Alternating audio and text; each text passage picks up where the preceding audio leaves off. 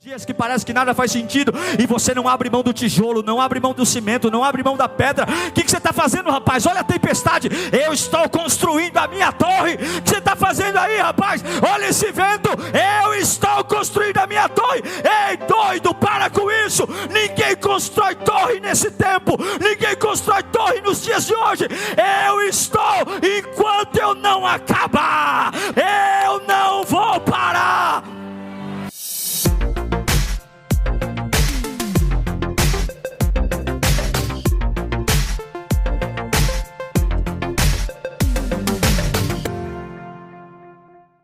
Tudo tem um preço. A pergunta é: quanto custa o que você quer? Já parou para pensar que alegria, paz, felicidade, conquistas não são coisas baratas? E avaliar o quanto isso custa vai te fazer sair do mundo de Bob, o mundo da imaginação, para realmente saber se você está disposto a lutar pelo que você quer. É sobre isso que nós vamos falar no sermão de hoje. Prepare seu coração, prepare sua alma para ouvir não boas ideias de Diego Menin, mas para ouvir a palavra de Deus. Bem-vindos ao sermão que vai te revelar quanto custa o que você quer. Bom sermão para você. Diz assim o texto: uma grande multidão ia acompanhando Jesus. Este, voltando-se para ela, disse: se alguém vem a mim e ama seu pai, sua mãe, sua mulher, seus filhos, seus irmãos, irmãs, e até sua própria vida, mais do que a mim, não pode ser meu discípulo. Uau, segura aí, volta lá no 26. Vou ler de novo. É muita informação, né? Então eu vou ler devagarzinho e você vai assimilando o versículo. Se alguém, palavras de quem? De Jesus. Se alguém vem a mim e ama seu pai, sua mãe, sua mulher, seus filhos, seus irmãos, irmãs, até sua própria vida, mais do que a mim, não pode ser meu discípulo. 27. E aquele que não carrega sua cruz e não me segue, não pode ser meu discípulo. Qual de vocês, se quiser construir uma torre, primeiro não se assenta e calcula o preço, para ver se tem dinheiro suficiente para completá-la? Pois se lançar o alicerce e não for capaz de terminá-la, todos os que a virem rirão dele, dizendo: esse homem começou a construir e não foi capaz de terminar. Feche os seus olhos. Peça ao Senhor para falar com você. Peça ao Senhor. Peça a Ele. Peça ao Senhor para falar com a sua vida nessa manhã. Peça para Ele. Para que Ele venha sobre sua vida. Para que Ele renove você. Oh Deus, nós invocamos o Teu nome nessa manhã. O nome que é sobre todo nome. O Senhor nos convida ao sobrenatural e não ao natural. O natural sempre nos persegue. O natural sempre tenta nos escravizar. Mas o Senhor disse: venha a nós o teu reino, seja feita a tua vontade. Assim na terra como acontece nos céus. Nós não queremos ouvir uma voz natural. Não, queremos ouvir uma voz que transcende o natural. Uma voz que vem do trono de Deus. Uma voz que despertará a minha vida para aquilo que o Senhor espera de mim. Oh Espírito Santo, há um poder na tua palavra. Porém a letra sem o Espírito é morta.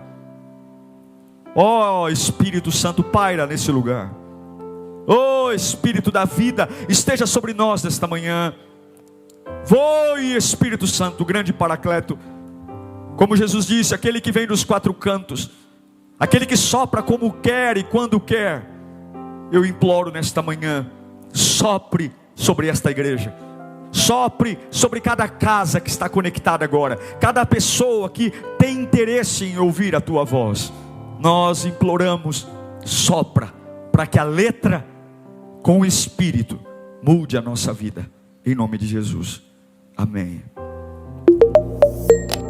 Todos nós queremos algo, mas dificilmente a gente para pensar em quanto custa o que a gente quer. Tudo o que a gente quer custa algo. Paz custa algo. Alegria custa algo.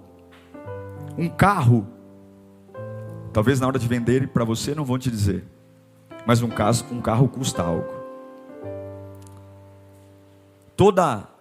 Todo desejo de vencer é acompanhado por um custo. E de verdade,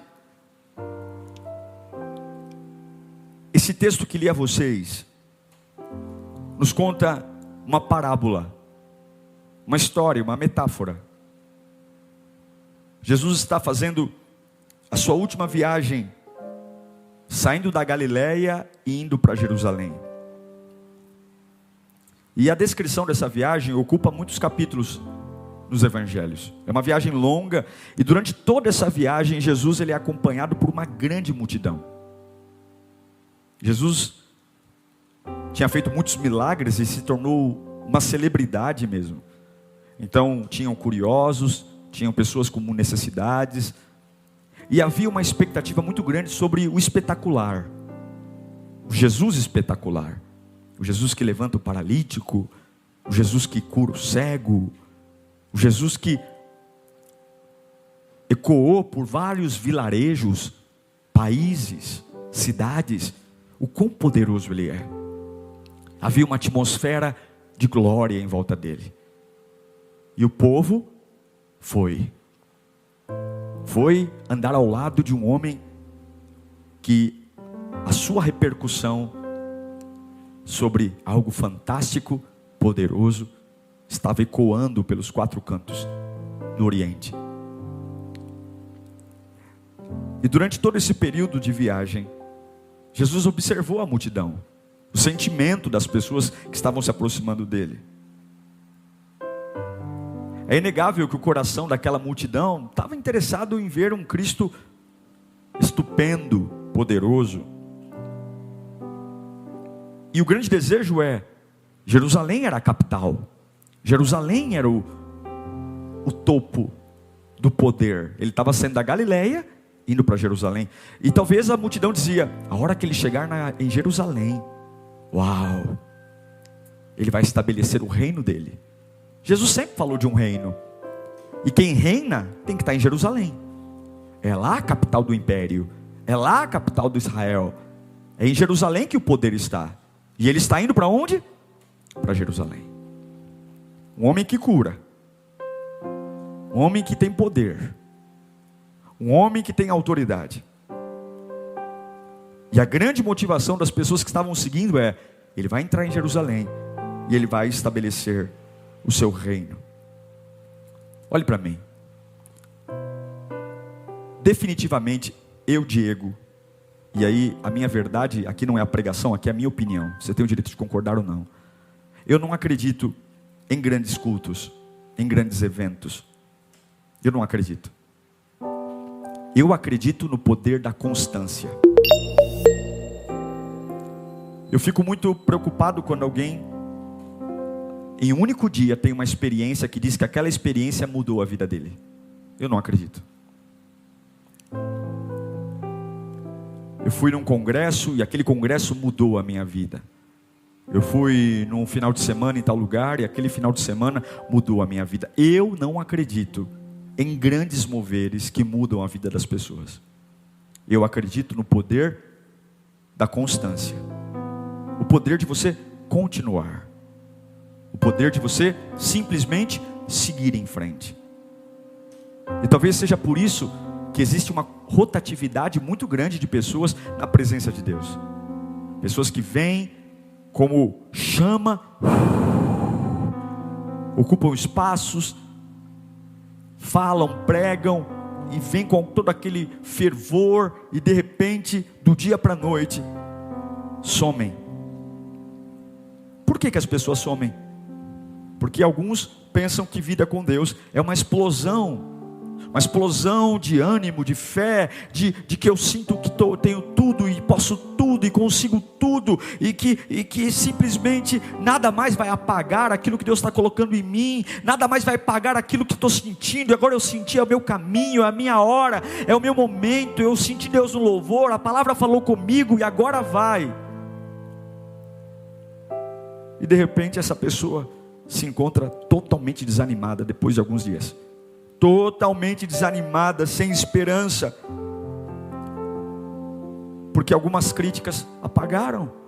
Porque alguns problemas apagaram. De repente, de admirador se transformou num crítico. O mesmo ambiente que me levantou é o ambiente que não me levanta mais.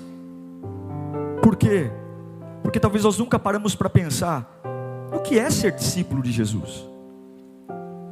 Será que é isso que me torna um discípulo?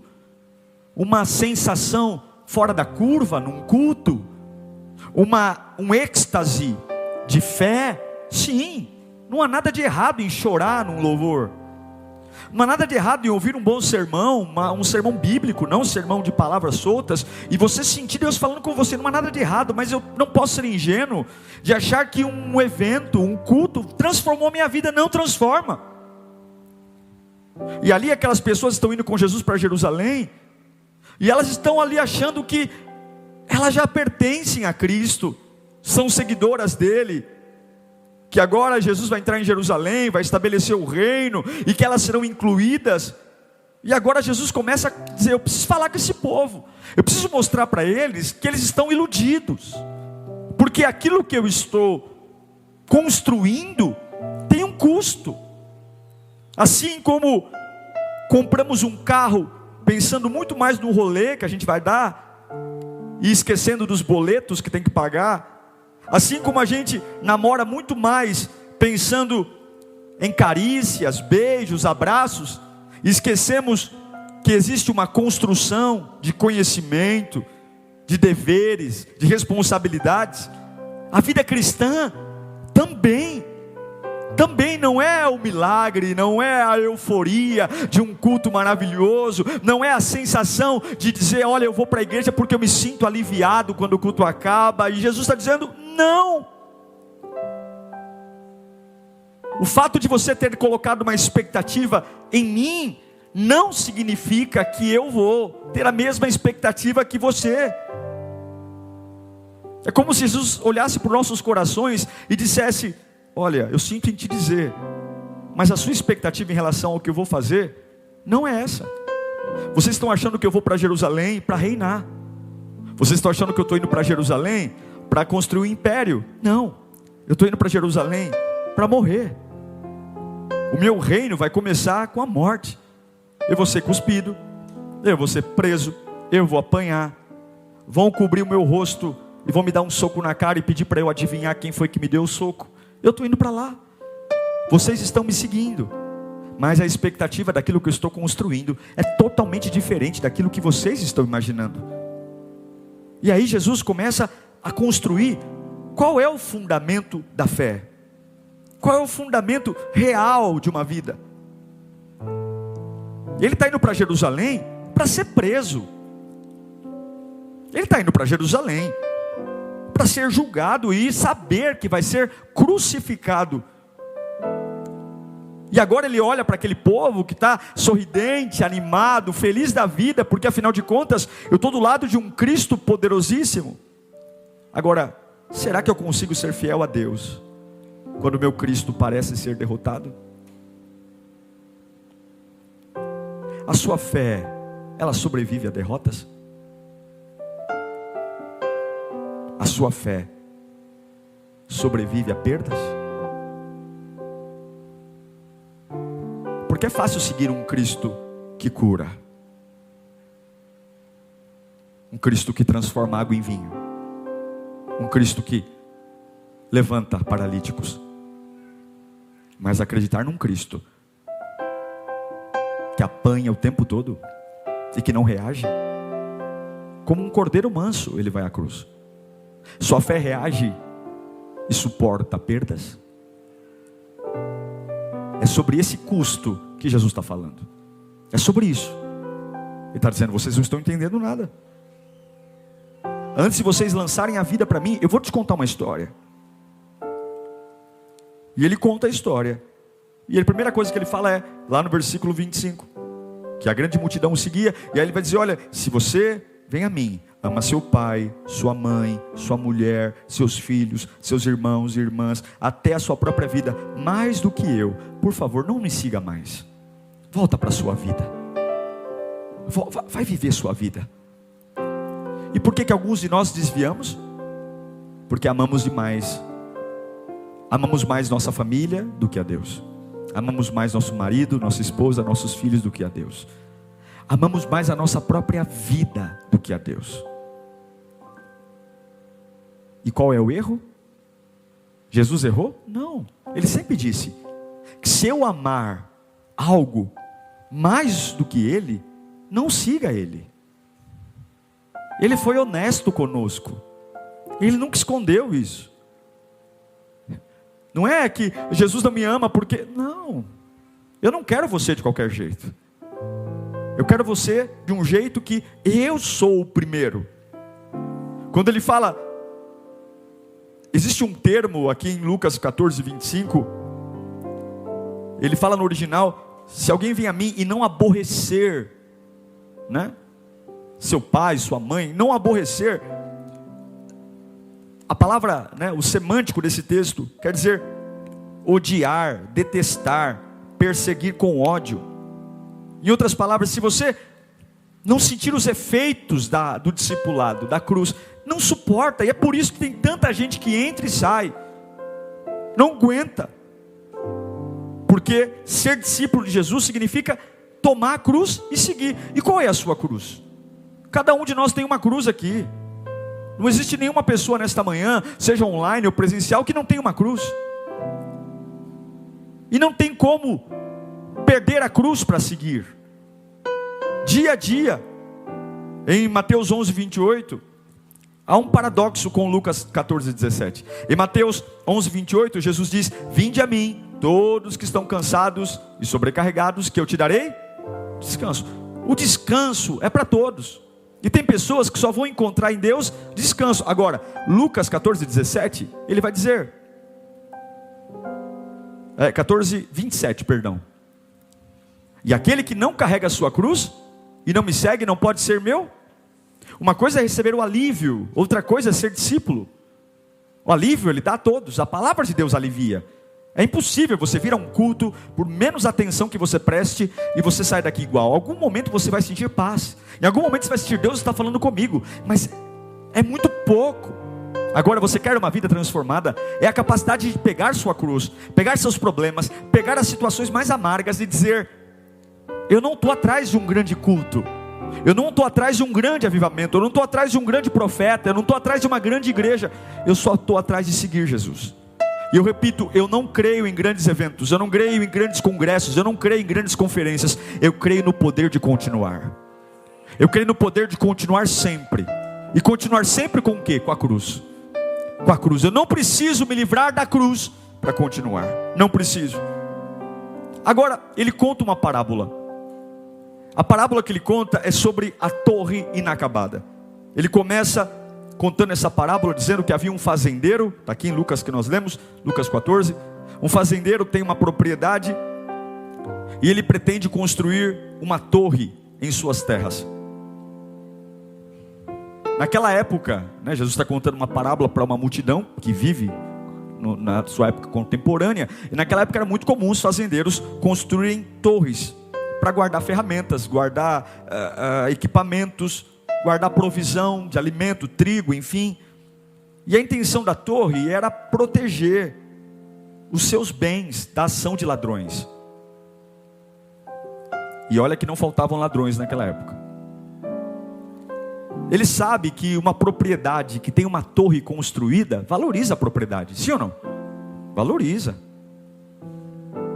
Uma propriedade que tem um armazém, deixa a propriedade, tanto num conceito visual, social, todo mundo vai dizer, olha que propriedade bonita, olha que propriedade bem acabada. Assim como nós elogiamos casas, sítios, lugares, a construção de uma torre numa fazenda vai deixar a fazenda ainda mais nobre. E o fazendeiro sabe que necessita construir uma torre, ele sabe que precisa, mas há um erro. Qual é o erro? Jesus disse que ele não sentou para calcular quanto aquela torre ia custar. Ele não pegou papel, caneta, calculadora. Ele teve uma boa ideia, ele teve uma boa intuição, uma boa sensação, disse, uau, que ideia fantástica, vou construir uma torre na minha fazenda ficará mais famosa, minha fazenda será maravilhosa, e não há nada de errado em querer construir uma torre na fazenda, mas em momento algum ele parou para pensar em quanto aquela torre ia custar. E eu não estou falando só de dinheiro, eu estou falando de tempo, de energia, de cuidados, de renúncias. Ele não pensa nisso. E não sei você, mas se parece muito com a gente essa parábola. Abrimos a nossa boca para dizer, uau, estou num grande projeto. E a gente só consegue ver o lado das coisas dando certo. E não conseguimos parar para pensar o quanto custa. Uau, eu vou me batizar. Mas você já parou para pensar o quanto custa um batismo? Uau, eu vou ser um voluntário. E você já parou para pensar o custo que você tem que pagar para ser um voluntário? Eu vou me casar, eu vou ter um filho, eu vou entrar na faculdade, eu vou ser um líder, eu vou abrir uma empresa, e eu vou conseguir ajudar minha família, vou comprar uma casa para minha mãe. Legal, mas você já parou para pensar no que você tem que pagar para viver isso que você quer? Não é que é errado querer algo, não é errado desejar algo, não, mas o que ele está dizendo é, não, você não pode ser tão ingênuo de achar que isso não vai te custar algo. O fazendeiro não senta para dizer quanto custará essa torre, quanto custará o material, a mão de obra, o processo. E o custo maior de uma torre está no alicerce. Ele ignorou tudo e começou a fazer o que estava ao seu alcance. Então ele prepara o terreno, começa o alicerce, e quando passa para a construção da estrutura, ele se dá conta, diz a parábola, que o dinheiro acabou, o recurso acabou, e ele é obrigado a abandonar o projeto. Agora pense comigo, se uma torre acabada valoriza uma propriedade, se uma torre finalizada, funcionando, deixa uma propriedade mais bonita, mais cara, mais valorizada, uma torre inacabada desvaloriza uma propriedade. Concorda comigo ou não? Uma torre que eu comecei e não terminei, não soma em nada, muito pelo contrário. Era melhor ter um terreno vazio do que uma torre inacabada. Era melhor que não tivesse nada lá do que ter algo mal feito, inacabado.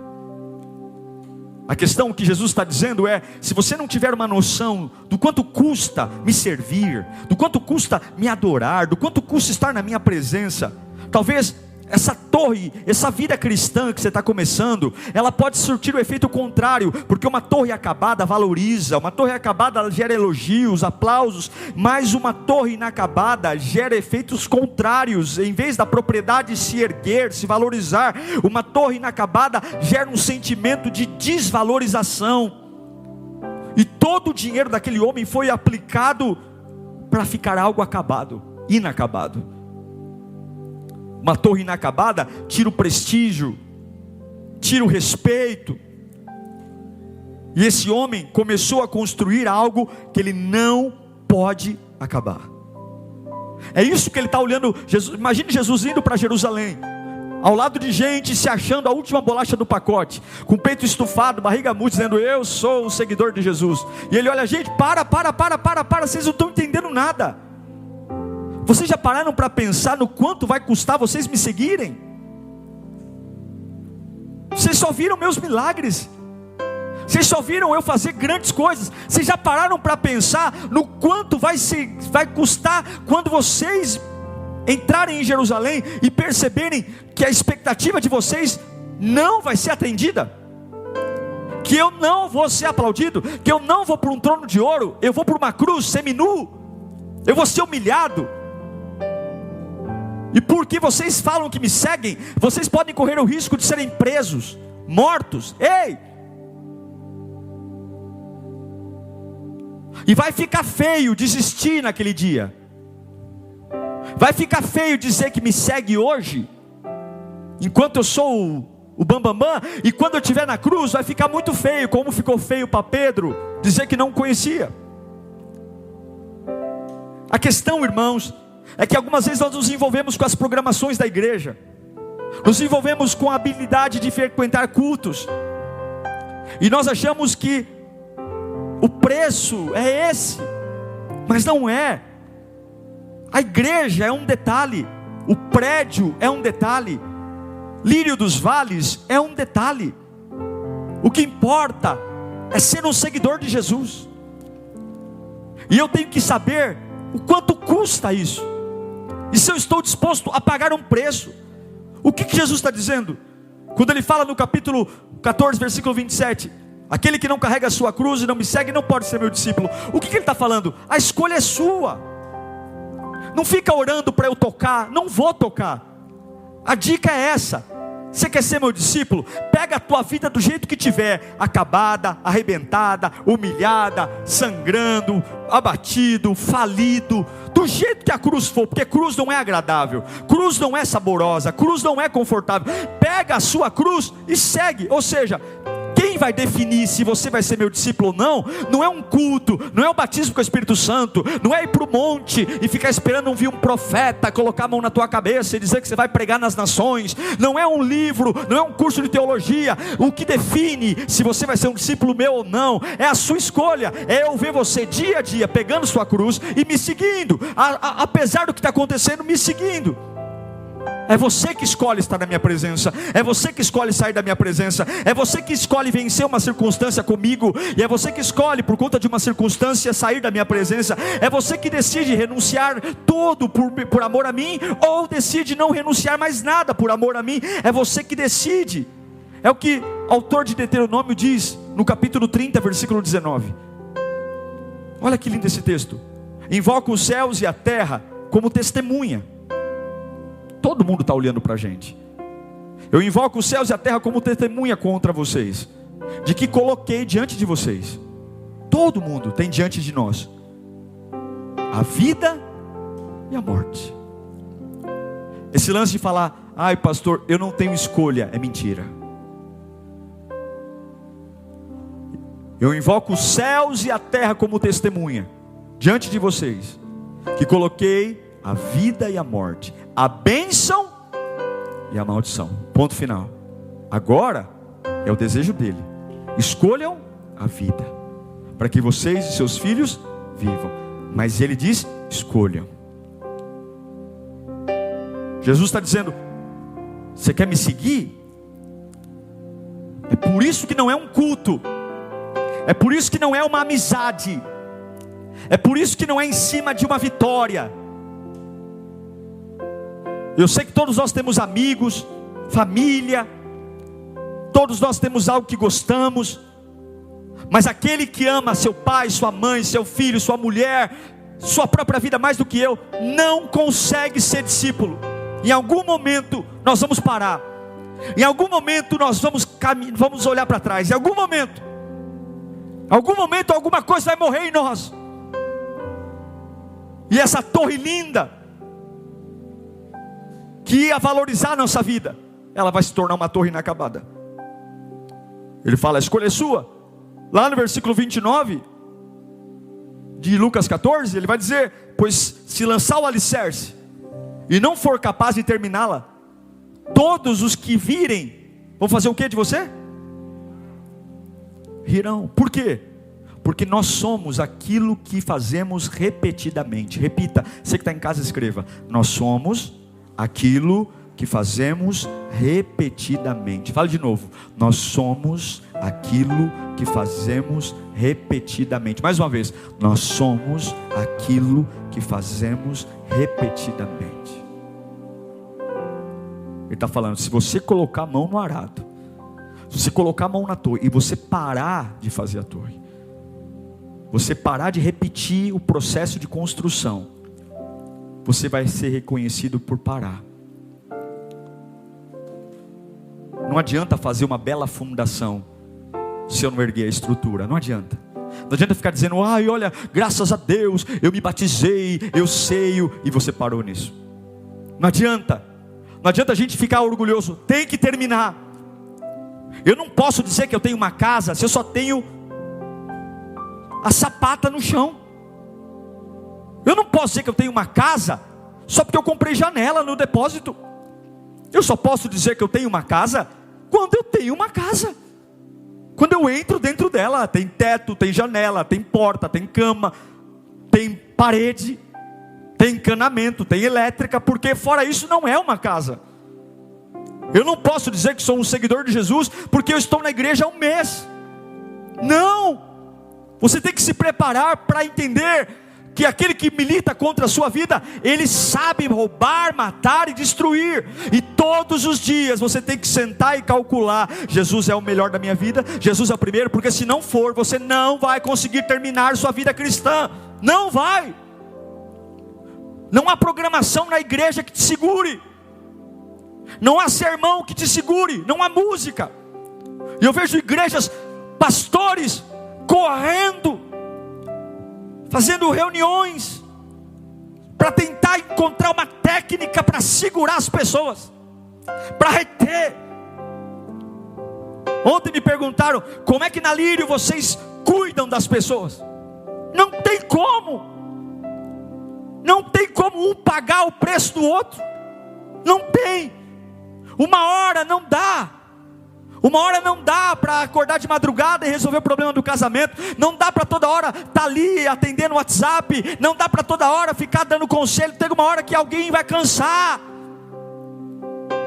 E eu tenho que entender que eu só vou conseguir viver tudo que Deus tem para mim quando eu crescer ao ponto de dizer: eu amo meu pai, minha mãe, meus filhos, minha esposa, meu marido, meu dinheiro, minha reputação, meu trabalho, meu carro, minha casa. Eu amo os meus dons, meus talentos, a minha igreja. Mas nada é maior que Jesus Cristo. Nada é maior que Jesus Cristo. Nada. É o que Paulo fala: não importa o meu nome, o importa é que ele cresça. Não tem jeito. Alguns colocam um cabresto no povo prometendo cura. Alguns colocam um cabresto no povo prometendo prosperidade financeira. Outros ficam trazendo o mundo espiritual, espiritualizando, estudando mais o inferno do que o céu, fazendo o povo vir para a igreja porque tem medo do diabo. Quantas igrejas ficam aí dizendo: olha, eu sinto que na tua casa tem um demônio de 4ª geração. Vai para o inferno.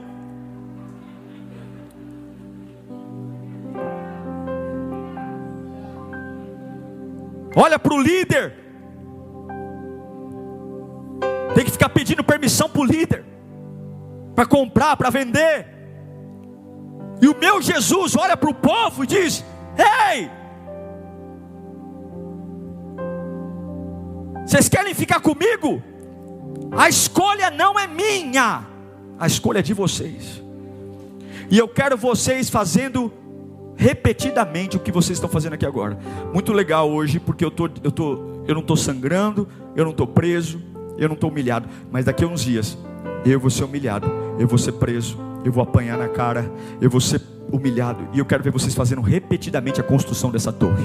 Eu quero ver. Hoje está um sol maravilhoso, né? Dá vontade de estender aqui uma esteira e tomar um sol, um bronze. Mas amanhã vai ter dias sombrios, dias muito frios, dias muito terríveis. E vocês têm que continuar repetindo a construção. E a pergunta que eu faço para vocês é: vocês estão dispostos a pagar o preço por aquilo que vocês querem? Vocês estão dispostos a pagar o preço? Quanto custa o que você quer? Você está disposto? Levanta a sua mão e diga para Deus se você está disposto. Diga diga para ele. Diga para ele, você está disposto a pegar dias sombrios, dias amargos e continuar construindo a torre, dias que nada vão dar certo, dias que nada vai fluir, dias que nada vai ter resposta, dias sombrios, dia que parece que o teu Jesus foi derrotado, dias que parece que a tua fé é fajuta, dias que parece que nada vai dar certo, dias que parece que nada faz sentido, e você não abre mão do tijolo, não abre mão do cimento, não abre mão da pedra. O que você está fazendo, rapaz? Olha a tempestade. Eu estou construindo a minha torre. O que você está fazendo aí, rapaz? Olha esse vento. Eu estou construindo a minha torre. Ei, doido, para com isso. Ninguém constrói torre nesse tempo. Ninguém constrói torre nos dias de hoje. Eu estou, enquanto eu não acabar, enquanto eu não acabar, eu não vou parar. Não vou. Tenha disciplina. Pare de querer fazer por prazer. Faça por disciplina. Você é o que você faz todos os dias. Você é o que você continua fazendo todos os dias, mantendo-se excelente. Porque não é um evento, não é um culto, não é uma pregação. É o que eu faço todos os dias.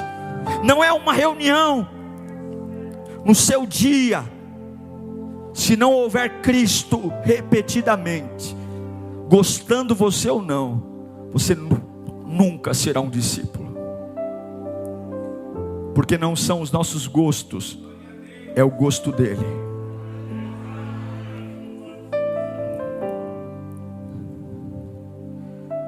Tenho que fazer e pronto. Repita comigo, eu tenho que fazer e pronto. Você nasceu para ser de Jesus. Ponto. Não tem outro caminho. Você nasceu para Ele. Você tem que ser de Jesus e ponto. Haja o que houver, venha o que vier, eu tenho que ser de Jesus e pronto. Nenhuma outra opção é válida. Não tem nenhuma outra opção. Fala bem alto, nenhuma outra opção é válida. Eu tenho que ser de Jesus. Não negocio isso. Você só negocia aquilo que perdeu valor para você. Você está entendendo? Você só anuncia na OLX. Você só põe no Mercado Livre aquilo que para você não tem mais valor, não tem importância. Porque tudo que tem valor você não negocia. Tudo que tem valor você não vende. E eu quero que você entenda, não negocie Jesus. Não negocie Jesus. Não negocie. Não anuncie a tua fé na OLX. Não negocie a tua vida no Mercado Livre. Porque se você anuncia, o diabo vai pagar o preço que for para ter você para ele. Não negocia. Não mostre para o mundo que Jesus perdeu o valor para você. Ele é o mesmo ontem, hoje e sempre. Você não tem que pensar, você tem que fazer. Tem muitas pessoas que não suportam o dia mal por pensarem demais. Você não tem que pensar, você tem que fazer. Tomar decisões relevantes em cima daquilo que Jesus diz. No capítulo 14 de Lucas que li, que conta esse texto, por 3 vezes, versículo 26, 27 e 33, Jesus fala por 3 vezes a mesma coisa: não pode ser meu discípulo, não pode ser meu discípulo. Está lá, ó, versículo 26, se alguém vier a mim, lá no final, não pode ser meu discípulo. Coloca o 27, lá no final, não pode ser meu discípulo. Coloca o 33, Lucas 14, 33, não pode ser meu discípulo. Por 3 vezes, no espaço de 6 versículos, ele afirma por 3 vezes, categoricamente: se você não conseguir, você não pode ser meu discípulo. Eu encerro dizendo que a gente não pode ter dúvida, mas somente aqueles que avaliam o custo de modo apropriado estão dispostos a renunciar tudo por amor a Cristo. E são esses os verdadeiros discípulos. Os outros estão apenas enganando a si mesmo. E a pergunta que eu faço para nós: a gente é um cristão que está se enganando, que a qualquer momento a gente vai murchar? Ou realmente nós somos um seguidor de Jesus? Você está preparado para uma fé que vai viver momentos de derrota? Como dizer que amo Jesus quando ele é condenado à morte. Quando preferem soltar um Barrabás do que soltá-lo. E ele olha para aquele povo que está saindo da Galileia e indo para Jerusalém. Pensem, porque se vocês não me amarem mais do que tudo, vocês não podem ser meus discípulos. Eu não estou aqui para segurar pessoas na igreja. Faz muito tempo já, muitos anos, que eu aprendi que a pregação expositiva da palavra é a melhor opção para uma igreja madura. Eu abri mão dos sermões que trazem elogios para tentar me tornar um pregador. Ainda tenho muito que melhorar, muito, mas um pregador que consiga ser claro e as pessoas entendam de verdade o que Deus tem falado.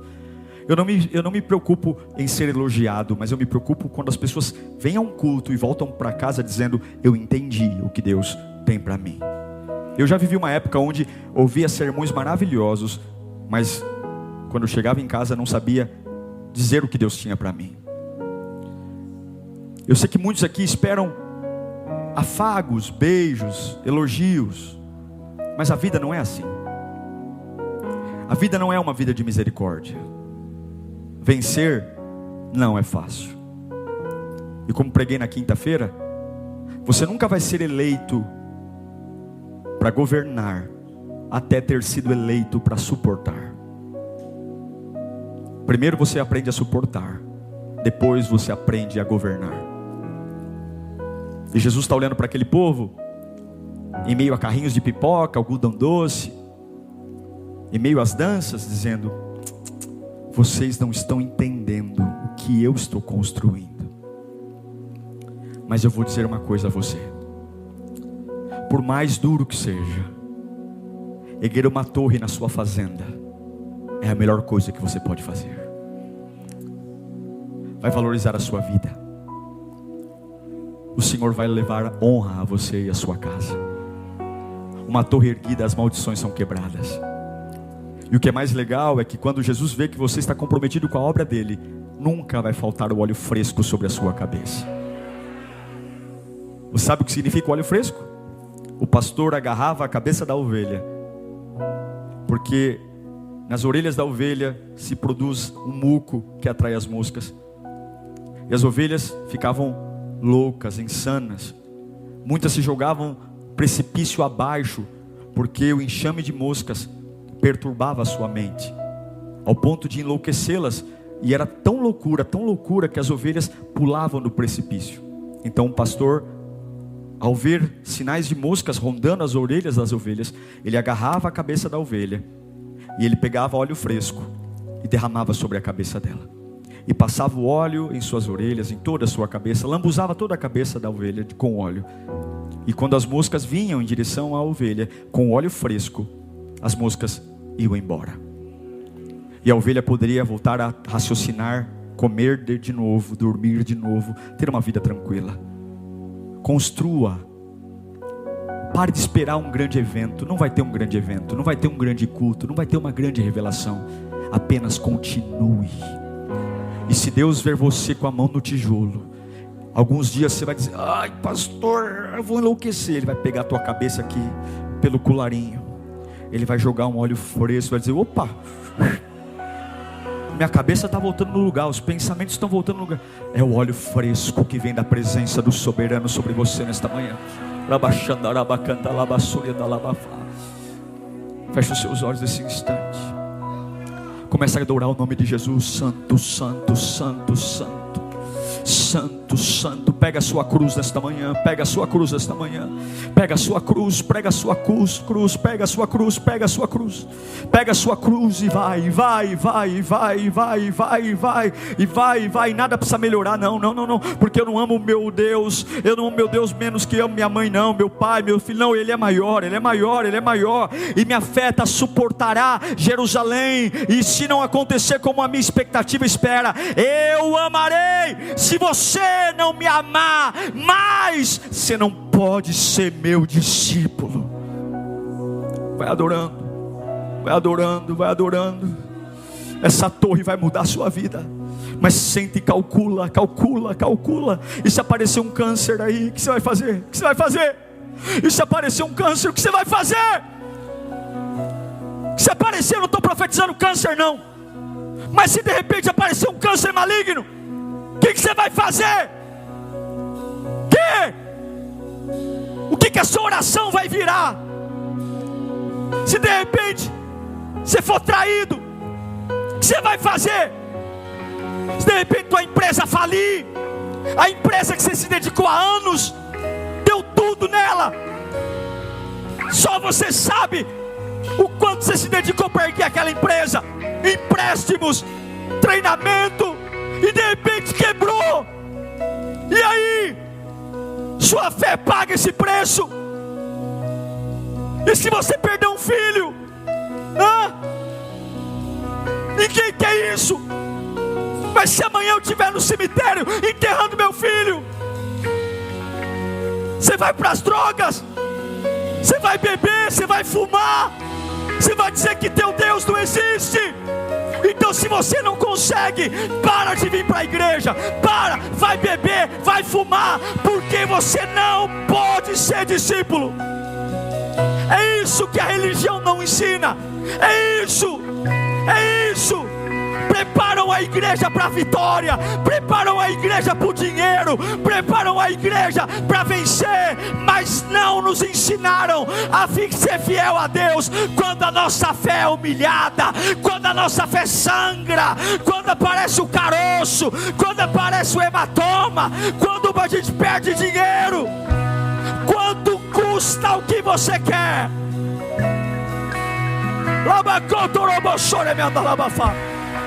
Vai dizendo para Deus que vai ficar firme. Vai dizendo: eu vou ficar firme, eu vou ficar firme, eu vou ficar firme. Jesus é o mais importante para mim. Jesus é o mais importante para mim. Vai dizendo: Jesus é o mais importante, Jesus é o mais importante, Jesus é o mais importante, Jesus é o mais importante, Jesus é o mais importante, Jesus.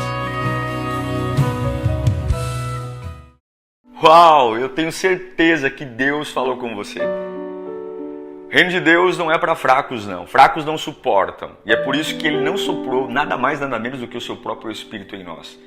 Avalie os custos do que você quer, mas por favor, termine a sua torre. Termine. Seja qual for o tempo, a pressão, termine. Deus, eu quero abençoar a vida dos meus irmãos. Esses que estão comprometidos, não com as facilidades da vida ou com os atalhos, mas comprometidos em cumprir o propósito. Nossas fazendas serão valorizadas, porque as torres que o Senhor colocou em nosso coração serão concluídas. Deus, tire todo o desânimo, todo o medo, toda a pressão, e que esse meu irmão e essa minha irmã, nesse momento, receba o abraço do Teu Espírito e motivado a enfrentar todos os desafios para terminar aquilo que o Senhor delegou à mão deles. Seja qual for o preço a ser pago, meu Pai, eu tenho certeza que o Senhor estará ao lado de cada um para que a obra seja concluída. Deus abençoe em nome do Pai, do Filho e do Espírito Santo de Deus. Que bom sua companhia aqui. Até a próxima. Divulgue esse sermão. Deus te abençoe.